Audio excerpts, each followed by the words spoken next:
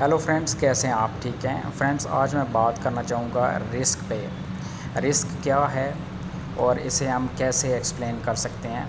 अच्छा, रिस्क जो है उसकी जो डेफिनेशन है वो कुछ इस तरह से है कि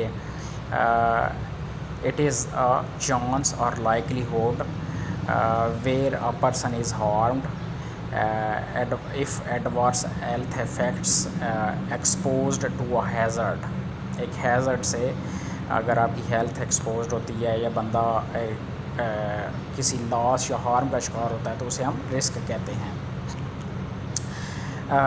अच्छा, रिस्क के हवाले से एक बड़ी और टर्म भी पॉपुलर है जिसे कहते हैं सेवर्टी बाय प्रोबेबिलिटी। सेवर्टी क्या है जी? सेवर्टी एक इम्पैक्ट का नाम है रिस्क के अंदर। This basically refers from potential consequences if risk occurs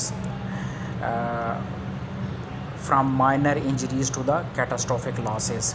ठीक है, छोटी मोटी इंजरी से लेके बड़े किसी लॉस तक। ठीक है, और प्रोबेबिलिटी क्या है? Probability it's a chance of occurrence है and it is based on scales 1 to 5। जो रिस्क के अंदर स्केल्स होती हैं 1 से लेके 5 तक, उसके रेशो को डिस्क्राइब करती हैं। तो ये चांस ऑफ अकरेंस के अंदर हम उसे एक्सप्लेन कर सकते हैं। तो रिस्क बड़ा इम्पॉर्टेंट है जी। इम्पॉर्टेंट इस एतबार से कि इसे थारोली समझा जाए। और for example if a risk has its high severity and probability, this basically is considered a high priority risk. ठीक है जी, जिसके अंदर ज़्यादा सेवर्टी है या प्रोबेबिलिटी है वो हाई प्रायोरिटी रिस्क समझा जाता है। And if risk its low severity and probability, तो वो रिस्क क्या समझा जाता है? That is considered a low priority risk. तो ये इसकी दो बेसिकली मेन फॉर्म्स हैं।